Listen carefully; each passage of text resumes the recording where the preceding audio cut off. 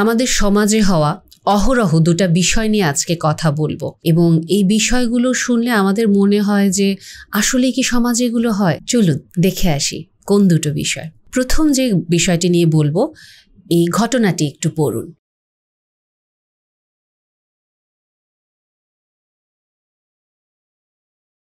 এই সিনারিওটা থেকে আমরা এখানে কয়েকটা পয়েন্ট নিয়ে আলোচনা করব। প্রথমত, খুব স্বাভাবিকভাবেই দেখুন, একটা সম্পর্কে আমরা জড়াতে পারি, কিন্তু একটা সম্পর্কে কতটুকু আমি ইনভলভ হব, কতটুকু আমি বাউন্ডারি দিব, এই বিষয়টা আমাদের মাথায় রাখা উচিত। বিবাহ বহির্ভূত যে শারীরিক সম্পর্কটা, এটা আমরা বর্তমানে খুব স্বাভাবিক করে নিয়েছি এবং অনেক সময়ই আমরা এই সম্পর্কে জড়াচ্ছি এবং আমরা আমাদের ইন্টিমেট টাইমের ছবিটা তুলে রাখছি এবং এতটাই ট্রাস্ট করছি, আমার মাথায় কখনো এটা থাকেই না যে ওই মানুষটা কখনো আমাকে ঠকাতে পারে বা এটা আমার কখনো বিপদের কারণ হতে পারে। ইনফ্যাক্ট এটা আমি আমার মোবাইলেই রেকর্ড করলাম, আমার মোবাইলই চুরি হয়ে গিয়ে আমার প্রাইভেসি এবং আমার পার্টনারের প্রাইভেসি ব্রিচ হতে পারে। এই জিনিসগুলো আমাদের মাথায় থাকে না এবং চুরি হওয়ারও কোনো বিষয় না। আজকাল অনেক সময় হ্যাক করা বা বিভিন্ন লিঙ্কের মাধ্যমে আমাদের মোবাইলের সব ছবি চলে যায়, বাট স্টিল আমরা এই কাজগুলো করি এবং আমরা কোনো সাবধানতা অবলম্বন করি না। এবং অনেক সময় যখন আমরা বলি যে আপনার উচিত একটা সম্পর্কে একটা সেফটি বাউন্ডারি মেনটেন করা, বিয়ের আগেই যে শারীরিক সম্পর্কটাতে জড়িয়ে যাচ্ছেন এই জায়গাটাতেও হয়তো আপনি একটা বাউন্ডারি দিতে পারেন, তখন অনেকেই বলেন যে দেখেন এত হিসেব করে তো সম্পর্ক হয় না, এটা একটা জিনিস হয়ে গিয়েছে। কখনো কখনো এটার কনসিকোয়েন্সেস তো অনেক বাজে হচ্ছে এবং যখন যার উপর দিয়ে যাচ্ছে তার তো 100% চলে যাচ্ছে। এবং আরও যে বিষয়টা ইম্পর্টেন্ট, আমি এটা সবসময়ই বলি, এই ঘটনাটিতে হয়তো একজন ভদ্রলোক ছিলেন, যেমন এখানে দেখানো হলো যে তার বান্ধবী প্রেগন্যান্ট হয়ে গিয়েছে এবং এটা যদি আসলেই হতো, একটা মেয়ের উপরে তো মানসিক টোল কি পরিমাণ যায় এটা বলার অপেক্ষা রাখে না। এই সিনারিওটা বেছে নেওয়ার পেছনে কারণ এটাও যে আলটিমেটলি ছেলেরাও আজকাল ভিকটিম হয়, মেয়েরাও ছেলেদের এরকম ভিডিও করে খুব বাজেভাবে তাদেরকে ব্ল্যাকমেল করে এবং টাকাগুলো নেয়। আমরা তো সবসময় ভাবি হয়তো মেয়েদেরকে এরকম ব্ল্যাকমেল করা হয়, ছেলেরা হয়তো এরকমভাবে সাফার করে না, বাট ছেলেরাও করেন। এবং অনেক সময় দেখা যায় যে ছেলেরা বেশিরভাগ ক্ষেত্রে, এই ভদ্রলোক হয়তো হেল্প সিক করেছেন, অনেক ক্ষেত্রে তারা হয়তো হেল্পটা সিকও করতে পারেন না এবং এই লজ্জাটা তারা সারা জীবন হয়তো বই নিয়ে যেতে থাকে এবং অনেকে সুইসাইডের দিকেও চলে যায়। সো এই কেসগুলোর সিভিয়ারিটি আসলে অনেক বেশি। এবং আরও যে ব্যাপারটা খুব ইম্পর্টেন্ট, আমরা এখানে যদি খেয়াল করি, অদ্ভুত রকম একটা শো অফের লাইফে আমরা বাস করছি। আমি খাই না খাই, আমার বাসায় শান্তি আছে না আছে, কিন্তু আমাকে শো অফ করতে হবে, আমাকে খুবই একটা লাক্সারিয়াস লাইফ লিড করতে হবে, আমাকে অনেক বেশি উচ্চাভিলাষী হতে হবে, আমাকে দুবাই ট্রিপে যেতে হবে, থাইল্যান্ড মালয়েশিয়া ট্রিপে যেতে হবে, একটা জামা 2 দিন পরা যাবে না, আইফোন হাতে রাখতে হবে এবং আইফোনটা আমি কিভাবে কিনছি সেটার কোনো দরকার নাই পিছনে হিস্ট্রি জানার। আমি একটা মানুষকে মেরে ধরে আমার সংসারে অশান্তি করে আমি আইফোন আনবক্সিংয়ের ভিডিও আপলোড করছি কিনা না, কিন্তু আমাকে সোশ্যাল মিডিয়াতে দেখাতে হবে। এবং আরও অদ্ভুত ব্যাপার, আমরা সোশ্যাল মিডিয়াতে এই ভিডিওগুলো দেখে অদ্ভুতভাবে মানুষগুলোকে আমরা সাপোর্ট করি, তাদেরকে আমরা অনেক বেশি বাহবা দেই এবং আরও যেই জিনিসটা ভিতরে ভিতরে আমরা তাদেরকে হিংসা করি এবং সবাই আমরা এটাই চেষ্টা করি, ওই যে ট্রেন্ড, উনি অনেক ভালো একটা লাইফ লিড করছে, আমাকেও ওটা করতে হবে এবং এটা করার জন্য আমার বাবা মাকে আমি কষ্ট দিই, ওনার মান সম্মান, ওনার নাক কেটে ফেলি, এটা আমার দেখার বিষয় না। আমি নিজে একটা ডিপ্রেসিভ লাইফের দিকে যাচ্ছি, আমি কি নিজেই আমার নিজের মান সম্মান নষ্ট করে ফেলছি, এটাও আমার দেখার বিষয় না। দিন শেষে এটা আমার জন্য জরুরি, আমি কি ওই লাক্সারিটা নিতে পারছি কিনা। এবং আরও যেটা ট্রমাটিক থাকে, নিজেরা আমরা এরকম কিছু নোংরা কাজ করি এবং নিজেরা আমাদের নিজেদের ব্যক্তিত্ব বা আমাদের সম্মান, আত্মমর্যাদাবোধ এটাকে আমরা বিকিয়ে দিই। কিন্তু আলটিমেটলি কেউ যদি আমাদের থট চ্যালেঞ্জ করে, কেউ যদি আমাদেরকে বলে এই জীবনটা আমাদের জন্য খুবই আনহেলদি, এটা আমাদের জন্য বিভিন্ন ডিপ্রেশন আমাদেরকে ট্রিগার করতে পারে, কিন্তু আমরা এটা তখন মানতে নারাজ না, আমরা প্রচণ্ডভাবে রেগে যাই, আমরা বলি আপনি কেন আমাকে জাজ করছেন, কেন আমার লাইফে এরকম কিছু হবে। কারণ কি, একটা জিনিস আমরা যদি দেখি, এখানে এই ভদ্রলোক হয়তো নাইভ, সে কারণে উনি এরকমভাবে একটা ইন্টিমেসিতে গিয়েছেন, সাফার করেছেন, কিন্তু এই ভদ্রলোকও যদি আসলে প্রতারক চক্র হতো, ওই দুটা মেয়ের অবস্থা আসলে কতটুকু খারাপ হতে পারতো। কারণ এরকম তো হচ্ছে অহরহ। এখন জিনিসটা আপনারা বলতে পারেন যে হ্যাঁ, ওই মেয়ে দুটোও প্রতারক, ভদ্রলোকও প্রতারক, গ্রুপের দুইজনে কাটাকাটি হয়ে গেছে। বাট যদি আসলেই ওই মেয়েটা সিনসিয়ার থাকতো এবং এরকম কিছু হতো, আলটিমেটলি একটা মেয়ের লাইফের কনসিকোয়েন্সেস কী হবে। ডেফিনেটলি ভদ্রলোকও লাইফ লং একটা মেন্টাল ট্রমার ভিতর দিয়ে যাবেন। এই ভদ্রলোকও কখনো নতুন একটা সম্পর্কে যাওয়ার আগে একটা মেয়েকে কিভাবে বিশ্বাস করবেন এই জিনিসটা উনি করতে পারবেন না। সব সময় ওনার ভেতরে একটা সন্দেহ থাকবে। হয়তো উনি অনেক ভালো পার্টনার পাবে, কিন্তু উনি যদি ট্রমা হিল না করে উনি লাইফ লং ওনার বউকে সন্দেহ করে যাবেন এবং উনি কখনোই এই বিশ্বাসটা নিজের ভেতরে আনতে পারবেন না। ওনার সব সময় ভয় লাগবে এবং একটা মেয়ের জন্য এই ট্রমা তো আরও বেশি হয়ে যাবে যদি ইন্টিমেসির ফলে মেয়েটা কোনো কারণে কনসিভ করে ফেলে এবং তাকে এটা অ্যাবর্শনের দিকে যেতে হয়। কারণ এই ট্রমা আবার বিট্রেয়ালের একটা ট্রমা, জিনিসগুলো সহজ না, ওভারঅল কনসিকোয়েন্সেস।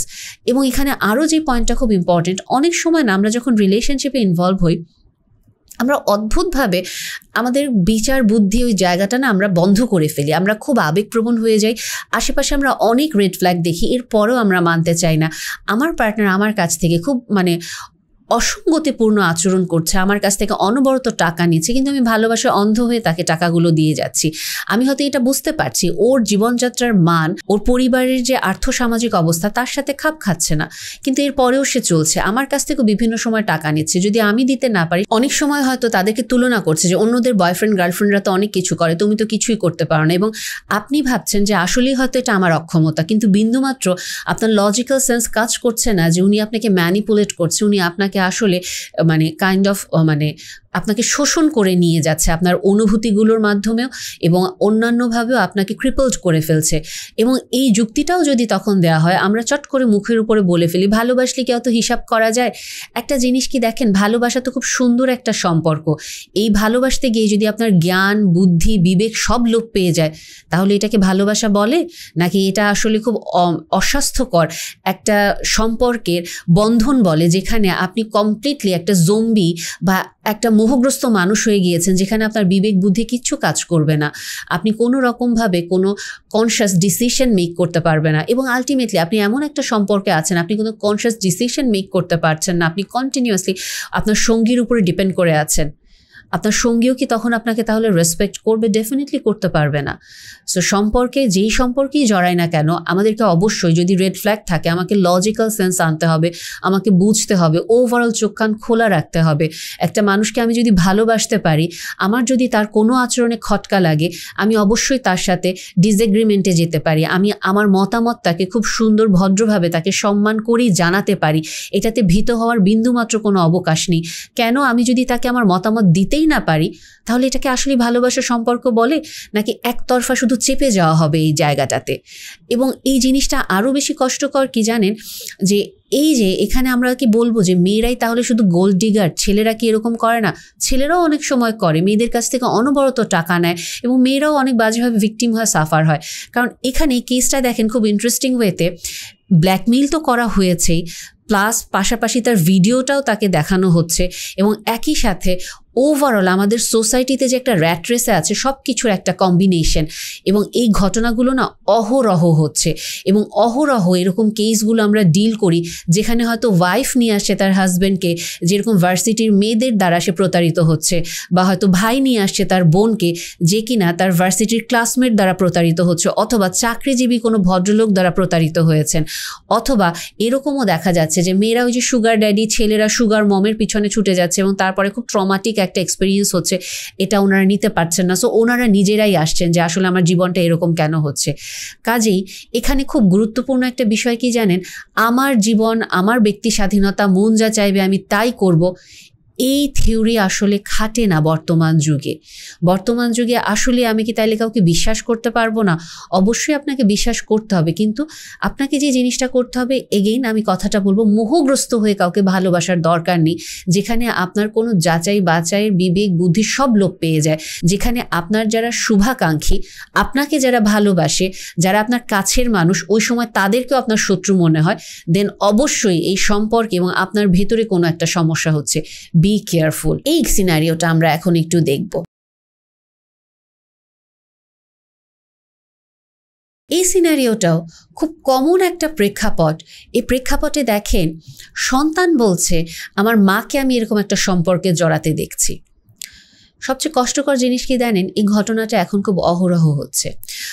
মেয়ে দেখছে বাবার মোবাইলে পর্নোগ্রাফি দিয়ে ভরা, মেয়ে দেখছে মা ওপেনলি বাবা যখন বাসায় থাকছে না অন্য পুরুষ মানুষ ডেকে নিয়ে এসে ইন্টিমেট হচ্ছে, বাবা হয়তো অন্য কারোর সাথে ইন্টিমেট হচ্ছে, এবং মেয়ে বা ছেলে যখন এটা নিয়ে ভোকাল হচ্ছে, প্রতিবাদ করছে, তখন সে মেয়ে মা বা বাবার শত্রু হয়ে যাচ্ছে, নিজের সন্তানকে সে শত্রু সুলভ একটা আচরণ দিচ্ছে যে তোমার মুখ খোলার কারণেই আমার মান সম্মান নষ্ট হচ্ছে, তোমার জন্যই আমার সুখের সংসার নষ্ট হচ্ছে।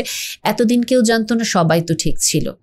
কিন্তু আমরা একটা বাড়ির জন্য এখানে চিন্তা করছি না যে এই জিনিসগুলো কেন হচ্ছে, কেন এই নির্লজ্জতা আমাদের সমাজে মারাত্মকভাবে একটা ব্যাধির মতো ছড়িয়ে পড়ছে, এবং এটা না এইডসের চেয়েও একটা মহামারীর মতো করে ছড়িয়ে যাচ্ছে এই নির্লজ্জতাটা, যেখানে একজন মা বা একজন বাবা এই নোংরা কাজ করার আগে এটা চিন্তা করে না যে আমার ঘরে একজন সন্তান আছে যার কাছে আমার মোবাইলটা ওপেনলি থাকছে, বা আমি যে ঘরের মধ্যে এগুলো করছি বা বাহিরেই আমি যে এগুলো করছি, আমার সন্তান ধীরে ধীরে বড় হচ্ছে, উঠতি বয়সে, এবং যে কোনো সময় আমি তার হাতে ধরা পড়ে যেতে পারি।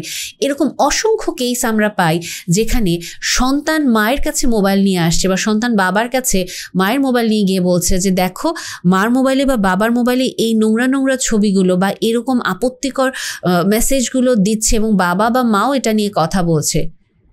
আলটিমেটলি তখন যিনি স্ত্রী থাকেন বা যিনি স্বামী থাকেন প্রচণ্ড রকম অপ্রস্তুত হয়ে যান যে তার পার্টনার তার সন্তানের কাছে তাকে কতটুকু ছোট করলো।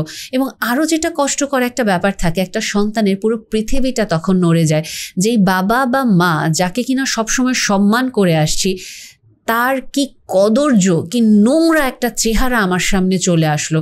তাকে কি আসলে পরবর্তীতে বাবা বা মা হিসেবে সন্তানের জন্য ডাকাটা সহজ হয়? অদ্ভুত একটা ব্যাপার কি জানেন, একজন বাচ্চার তো আসলে বাবা মা একজনই থাকে, তাদের হয়তো সম্মানটা নষ্ট হয়ে যায়, কিন্তু সে কোনোদিনও তার বাবা মাকে ভালোবাসাটা বন্ধ করতে পারে না। তার মনের মধ্যে প্রচণ্ড একটা কষ্ট থাকে, প্রচণ্ড একটা ক্ষোভ থাকে যে তুমি কেন এই কাজটা করলে, কেন তুমি আমার সামনে ছোট হয়ে গেলে, কেন তুমি তোমার নিজের ওই সেলফ কন্ট্রোলটা করলে না, কেন তুমি সংসারটা ভেঙে ফেললে। আমি তো একটা পরিবার ডিজার্ভ করি, শুধুমাত্র নিজের মন মতো চলার কারণে, শুধুমাত্র তোমার নির্লজ্জতার কারণেই সংসারটা আজকে ভেঙে গেল। তোমাকে আমি ভালোবাসা বন্ধ করতে পারি না, তোমার প্রতি আমার ভালোবাসার ক্রেভিংটা কোনো দিন বন্ধ হবে না, কারণ তুমিই আমার বাবা বা তুমিই আমার মা। তোমাকে ভালোবাসা বন্ধ করাটা আমি কখনো শিখিনি, মন থেকে সব সময় তোমার প্রতি আমার ক্রেভিং কাজ করবে, কিন্তু আমি কাছে যেতে গিয়েও তোমার কাছে যেতে পারবো না। আরও সবচেয়ে কষ্টকর হয় যখন সন্তান বুঝতে পারে বাবা মার এই নোংরা কাজটা ধরার পরে আমি আসলে বাবা মার শত্রু হয়ে গিয়েছি, এবং বাবা মা সব কিছুতে আমাকে হিংসা করছে বা সব কিছুতে আমাকে তাদের একটা শত্রু বা প্রতিপক্ষ হিসেবে দাঁড় করাচ্ছে। সন্তান এটা বুঝতে পারে, কিন্তু তার মন মানতে চায় না, বিভিন্ন রকমের যুক্তি দিয়ে সেটা ঢাকার চেষ্টা করে। কোনো দিন আস্তে আস্তে করে হয়তো সে তখন রিয়েলাইজ করতে পারে একদিন যে আসলে জিনিসটা এরকম। তখন যদি কেউ তাকে ধরিয়ে দেয়, তাকে বাধ্য হয়ে জিনিসটা মেনে নিতে হয়, অথবা সে জিনিসটা বোঝে মনে মনে, কিন্তু এটা কোনো দিন সে ফেস করতে চায় না। এটা সব সময় সে চায় এক কাকের মতো আমি চোখ বন্ধ করে রাখবো এবং আমি ভাববো আমাকে কেউ দেখতে পাচ্ছে না। এবং এই জিনিসটা আমরা যদি বলি নির্লজ্জতাটা বা এই যে আমাদের ফ্রি উইলের চর্চাটা, এই ব্যাপারটা আমরা এত যে গ্লোরিফাই করি, আমরা যে এত বলি যে বাবা মা সন্তান একসাথে বসে প্রতিদিন একটু একটু করে সফট পর্ন দেখছি, এবং এটা আধুনিকতা, এটা লজ্জার কিছু নেই। বাবা মার সাথে একসাথে বসে বিভিন্ন রকমের রগরগে আপত্তিকর আইটেম সং দেখা যায়, বিভিন্ন রকমের সিন দেখা যায়, এটা আধুনিকতা। আমরা খুব ওপেন একজন আরেকজনের সামনে। এগেইন একটা বাউন্ডারি, একটা রেসপেক্ট থাকা উচিত সম্পর্কে। আমি বলছি না বাবা মা সন্তানের মধ্যে কোনো সুন্দর খোলামেলা আচরণ বা একটা সম্পর্ক থাকবে না, বাবা মা সন্তানের সাথে খোলামেলা আলোচনা করবে না, অবশ্যই করবে, কিন্তু একটা পর্যায়ে এই জিনিসগুলো আমাদের কাছে না খুব নর্মাল হয়ে যায়। আমি আমার সন্তানের পাশে বসেই এরকম রগরগে আপত্তিকর সিন দেখি, কোনো সমস্যা হয় না, যে কারণে একটা পর্যায়ে আমার মোবাইলেও এটা আমার সন্তানের হাতে যখন ধরা পড়ে আমার এটা গায়ে লাগে না। তুমি তোমার সাথে এগুলো দেখে অভ্যস্ত, এটা তুমি এত সেন্সিটিভ কেন আচরণ করছো? আব্বু আম্মুর একটা পার্সোনাল লাইফ থাকতে পারে, তার মোবাইলে এগুলো আসতে পারে, সো তুমি এত চাইল্ডিশ বিহেভিয়ার কেন করছো? আমার একটা পার্সোনাল লাইফ থাকতে পারে, এটা তো আমার লাইফ। এবং সন্তান তখন পাজলড হয়ে যায়, এবং যিনি পার্টনার থাকেন উনিও লজ্জায় তখন অদ্ভুতভাবে নির্বাক হয়ে যান যে আমি আসলে কোন জায়গাটায় কি কথা বলবো। কারণ যখন আসলে ধরা পড়ে যায় তখন তো ওনার আসলে নিজেকে বাঁচাতে হবে, এবং আত্মপক্ষ সমর্থন করতে গিয়ে তখন ওই ড্যাম কেয়ার ভাবটা চলে আসে, মেয়েদের ক্ষেত্রে ছেলেদের ক্ষেত্রেও। এবং এই জিনিসগুলো পরকীয়া বলেন বা এই নোংরা কাজগুলো বলেন, এটা যে একটা ক্রাইম, পারিবারিক পর্যায়ে, সামাজিক পর্যায়ে, ব্যক্তিগত পর্যায়ে ক্রাইম, এটা তখন আমরা মানতে নারাজ থাকি। এই যে এটা আমার ব্যক্তি স্বাধীনতা, বা আমি এটা করেছি, এটা সাময়িক একটা ফ্লার্টিং, এটা অত সিরিয়াস কিছু না, এটা খুবই নর্মাল ব্যাপার। কারণ আমরা তো আসলে আরও অনেক কিছু নর্মাল করে ফেলেছি। সো তুমি এটা নিতে পারছো না কেন? তোমাদের মন মানসিকতা তো ছোট কেন? এই প্রশ্নগুলো আসে। কিন্তু তারপরেও আমরা স্বীকার করি না যে আমরা নিজেরা আসলে একটা ক্রাইম করেছি, আমরা একটা পরিবার ভেঙে দিয়েছি, একটা সন্তান, একটা বাচ্চার মন ভেঙে দিয়েছি, এবং আমি আমার পার্টনারকে অপমানিত করেছি, তাকে দেয়া কমিটমেন্ট আমি ভেঙে ফেলেছি। এবং যাদের সাথে আমরা এই সম্পর্কে লিপ্ত হই তাদেরও ওই সময় কোনো সেন্স কাজ করে না। আলটিমেটলি তারাও তো আসলে একই পথের পথিকই। সো আমরা যদি আমাদের সমাজের এই অবক্ষয়গুলো নিয়ে সচেতন না হই, আলটিমেটলি আমরা একটা সময় আমাদের ঘরও পুড়বে, একটা সময় আমার নিজের ঘরেও আগুন লাগবে, এবং আমরা তখন সামলাতে পারবো না। কি করতে পারি? আমরা যার যার জায়গা থেকে আমরা আমাদের দায়িত্বগুলো আসলে পালন করতে পারি। আমরা সবাই না অন্যের দিকে আঙুল দেই, ও এটা করছে, ও এটা করছে, কিন্তু আমরা আসলে কখনো খেয়াল করছি আমরা নিজেরা কি করছি? আমি সিম্পল একটা বিষয় যদি বলি, এই যে দেখেন ফ্যান গার্লিং বা ফ্লার্টিং করা অফিসে, বা ফ্যান বয়িং, অফিসে একজন আরেকজনকে পছন্দ হচ্ছে, এটা একটু ফ্লার্ট করছে, ভার্সিটিতে, স্কুলে, কত নর্মাল একটা ব্যাপার। খালাতো ভাই বোনদের মধ্যে, বড় হয়ে গিয়েছে, বিয়ে হয়ে গিয়েছে, কাজিন, একটা সময় ক্রাশ ছিল, বড় হওয়ার পরেও চাচাতো ফুফাতো মামাতো ভাই বোনদের মধ্যে জিনিসগুলো হচ্ছে। এবং যিনি বিয়ে করে ফেলেছেন তার পার্টনার বুঝতে পারছে এটা অকওয়ার্ড, বাট স্টিল আমরা এটা পাত্তা দিচ্ছি না, কারণ আমরা তো এখন সবাই আধুনিক। কিন্তু এই ছোট ছোট বিষয়গুলো থেকেই যে আসলে অনেক বড় জিনিস হয়, একটা নোংরা জিনিস হয়, এই জিনিসটা আমরা বুঝতে পারি না। কারণ কি, একদিনে কেউ আমরা 1 লাফে 14 তলায় উঠি না, আমরা এক সিঁড়ি ভাঙতে ভাঙতেই উঠি। কাজে এটা উপযুক্ত সময় যেখানে আসলে আমাদের কিছু মোরাল ভ্যালু বা কোর ফিলোসফির দিকে আবার ফিরে যেতে হবে, যেখানে আমাদেরকে একটা মোরাল কম্পাসে স্টিক থাকতে হবে যে আসলেই আমি আমার জীবনে কি চাই।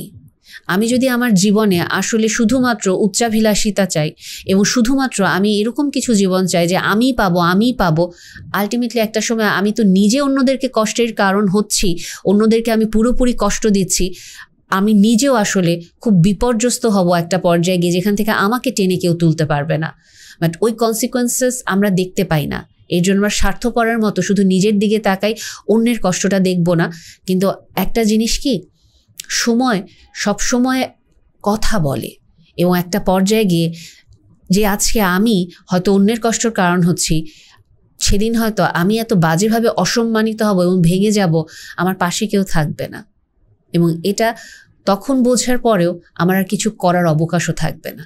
এবং এখানে একটা জিনিস কিন্তু খুব কষ্টকর, যে ছেলেটা জানতে চাইছে এখানে আমার কি করণীয়, এবং একটা সন্তান না এটাই চেষ্টা করে যে শেষ মুহূর্ত পর্যন্ত হলেও নিজের বাবা মার সম্পর্কটাকে আমি বাঁচাবো, এটা তার একটা দায়িত্বের ভিতরে চলে আসে। এবং খুব কম বয়সে, যেখানে আসলেই তার সন্তান হিসেবে কিছু সুবিধা উপভোগ করার কথা, সেই জায়গায় সে প্যারেন্টসের রোলটা নিয়ে ফেলে, রেফারির রোলটা নিয়ে যায় বাবা মার সম্পর্ক বাঁচানোর জন্য। জাস্ট একটা জিনিস কি, আমাদের সন্তানদেরকে এখানে বুঝতে হবে যে আমাদের বাবা মা আসলে এতটা নির্লজ্জ হয়ে গিয়েছেন এবং এতটা স্বার্থপর হয়ে গিয়েছেন, যেখানে ওনার এই পরকীয়া করতেও কোনো রকম কোনো অস্বস্তি বোধ হচ্ছে না, এবং এই সম্পর্কটা বাঁচানোর জন্য আসলে আমার হাতে আর কোনো কিছু করার নেই। আর এখানে খুব জরুরি একটা বিষয়, যেহেতু আমি নির্লজ্জতার কথাটা বললাম, এবং স্পেসিফিকলি এই ছেলেটার কেসে সে বলছে যে তার বাবা একটা সময় তার মায়ের জন্য অনেক কষ্ট করেছেন। এই কৃতজ্ঞতা বোধটা যদি না থাকে, একটা পরিবারে যদি এই টিম ওয়ার্কটা না থাকে, একটা আন্ডারস্ট্যান্ডিং, যদি শুধুমাত্র নিজের ভালো থাকার স্বেচ্ছাচারিতা থাকে যে আমি কি পেলাম না এই হিসাবটা, কিন্তু আমি কি দিয়েছি এই হিসাবটা না থাকে, আসলেই স্বামী স্ত্রীর সম্পর্কের মধ্যে না তখন সন্তানরাও কিছু করতে পারে না। দিন শেষে সন্তানরা শুধু এটাই মনে করে, আমার ব্যর্থতার কারণেই হয়তো বাবা মা আলাদা হয়ে গেল, আমি হয়তো আরো কিছু করতে পারতাম। কিন্তু এখানে আমাদেরকে এটাই শিখতে হবে বা এটাই বুঝতে হবে, জীবনে কখনো কখনো কোনো জায়গায় আমাকে থামতে হবে, আমার কিছু সীমাবদ্ধতা আছে, আমি সব সময় সব কাজে আমি সফল হব না।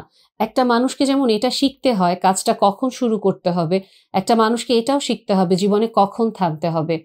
এবং আমাদের সংসারগুলো আমাদের এই যে অকৃতজ্ঞতা বোধ এবং নিজের ইচ্ছা মতো চলার একটা খেয়াল খুশি, বা শুধুমাত্র এই হিসাব আমি কি পেলাম, এটার কারণে এই সংসার আরো ভেঙে যাবে।